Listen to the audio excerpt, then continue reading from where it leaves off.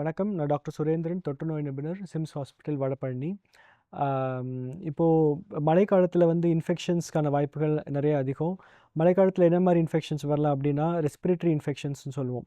பொதுவாக viral infections, மூச்சுக்குழாய் மற்றும் நுரையீரலை பாதிக்கக்கூடிய இன்ஃபெக்ஷன்ஸ் அதிகமாக வரும். அதில் பார்த்தீங்கன்னா வைரஸஸில் ஃப்ளூ, கோவிட், ஆர்எஸ்வி வைரஸ் இது மாதிரி நிறைய வைரஸ் அட்டாக் பண்ணலாம். ஸோ இது குழந்தைங்கள்லேருந்து பெரியவங்க வரைக்கும் யார் வேணால் அஃபெக்ட் பண்ணலாம். ஸோ ஒன்ஸ் ஒரு வைரஸ் இன்ஃபெக்ட் ஆகிடுச்சுன்னா மற்றவங்களுக்கு இது எப்படி ஸ்ப்ரெட் ஆகும்னா, இன்ஃபெக்ட் ஆன பர்சனுக்கு பக்கத்தில் இருந்தாலும் அவங்க தும்மல், இருமல் இருந்தாலும் அந்த செக்ரீஷன்ஸ் மூலமாக இன்னொருத்தருக்கு ஸ்ப்ரெட் ஆகிறதுக்கு வாய்ப்பு இருக்குது. ஸோ ஒருத்தருக்கு இன்ஃபெக்ஷன் இருந்தால் அவங்கள்ட்டேருந்து ஒரு 1 மீட்டர் டிஸ்டன்ஸில் தான் இன்னொருத்தவங்க நம்ம வந்து அவங்க கூட கம்யூனிகேட் பண்ணணும். அது மட்டும் இல்லாமல் மாஸ்க் போட்டுக்கணும். ஸோ இந்த மாதிரி இன்ஃபெக்ஷன்ஸ் இருக்கும்போது ஒரு 3 to 4 டேஸ் வரைக்கும் ஜுரம் இருக்கலாம், பாடி பெயின் இருக்கலாம். அதுக்கு மேலே அவங்களுக்கு சிம்டம்ஸ் அதிகமாக இருந்தால் டாக்டர் கிட்ட போய் அவங்க வைத்தியம் பண்ணிக்கிறது ரொம்ப important. So apart from respiratory viruses, இது பர்டிகுலராக இந்த மாதிரி வைரஸ் அண்ட் பாக்டீரியல் இன்ஃபெக்ஷன்ஸ் 5 வயசுக்கு கீழே இருக்கிற குழந்தைங்க, 65 வயசு மேலே இருக்கிற பெரியவங்களுக்கு ரொம்ப சிவியராக அஃபெக்ட் பண்ணுறதுக்கு வாய்ப்பு இருக்குது. ஸோ அவங்க இமீடியட்டாக டாக்டர் கிட்ட போயிட்டு அவங்க மெடிக்கல் அட்வைஸ் சீக் பண்ணிக்கிறது ரொம்ப இம்பார்ட்டண்ட். நம்பர் 2, வேறு என்ன மாதிரி டிசீஸ் வரலாம் அப்படின்னா, ஃபுட் பாய்சனிங் அண்ட் ஜிஐ, அதாவது குடல் சம்மந்தப்பட்ட டிசீசஸ் வரலாம். ஸோ அது மெயின்லி ஃபுட் அண்ட் வாட்டர் கண்டாமினேஷனால் வரலாம் மழைக்காலத்தில். ஸோ இந்த மாதிரி டைமில் வந்து சுத்தமான தண்ணீர் நம்ம குடிக்கிறது ரொம்ப இம்பார்ட்டண்ட். பாயில்டு வாட்டர் குடிக்கிறது இன்னமும் பெட்டர்.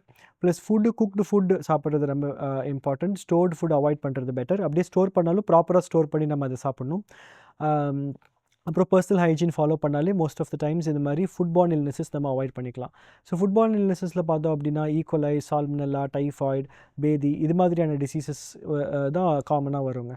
நம்பர் 3, கொசுக்கள்னால் வரக்கூடிய டிசீசஸ் நிறைய இருக்குது மழைக்காலத்தில்.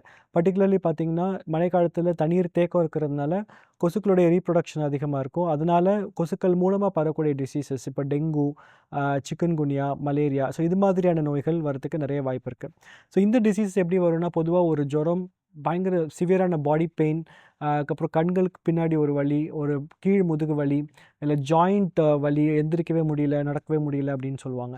ஸோ டெங்கு மாதிரி டிசீசஸ் வரும்பொழுது ரேஷஸ் வரலாம், இட்சிங் வரலாம், அவங்களுடைய பிளேட்லெட்ஸ் தட்டை அணுக்கள் கம்மியாகலாம். ஸோ இது மாதிரியான மேனிஃபெஸ்டேஷன்ஸ், கிளினிக்கல் ஃபீச்சர்ஸ் இருக்கும்.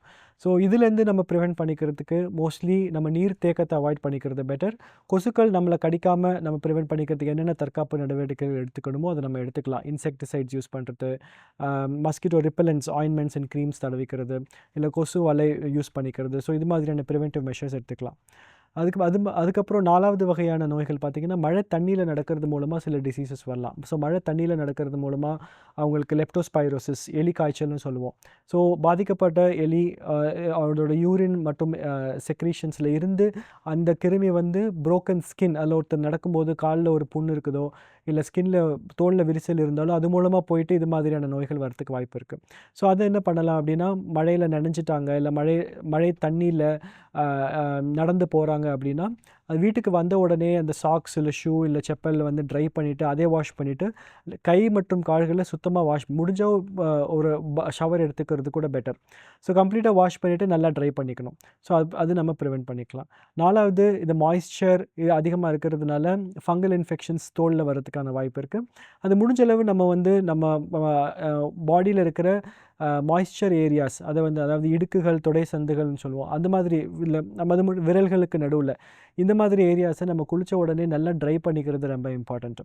ஸோ 4வது, மழைக்காலத்தில் மாய்ஸ்சர் அண்ட் டேம்பனிங் ரொம்ப அதிகமாக இருந்தனால வீட்டில் வந்து ஃபங்கஸ், செவர்கள்லேயும் ஃபங்கஸோடைய வளர்ச்சி அதிகமாக இருக்கும். அப்படி இருக்கும்போது ஆஸ்துமா மாதிரி ப்ராப்ளம் இருக்கிறவங்களுக்கு இந்த ஆஸ்துமா, வீசிங் பிரச்சனை அதிகமாக இருக்கிறதுக்கு வாய்ப்பு இருக்குது. ஸோ அதை நம்ம அவாய்ட் பண்ணிவிட்டு முடிஞ்சளவு ட்ரையாக வச்சுக்கணும். முடிஞ்ச அளவுக்கு விண்டோஸ் ஓப்பன் பண்ணி வச்சுக்கணும், ஏர் சர்க்குலேஷன் பெட்டராக இருக்கிறதுக்கு. சன் எக்ஸ்போஷர் அப்பப்போ நம்ம காமிக்கிறது ரொம்ப இம்பார்ட்டண்ட். ஸோ இதெல்லாம் ஃபாலோ பண்ணாலே ஓரளவுக்கு. Plus last but not the least, vaccination.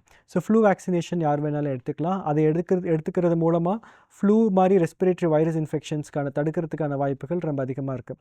So இதை ஃபாலோ பண்ணாலே ஓரளவுக்கு ரெய்னி சீசனில் நம்ம இன்ஃபெக்ஷன்ஸ்லேருந்து நம்மளால் ப்ரிவெண்ட் பண்ணிக்க முடியும்.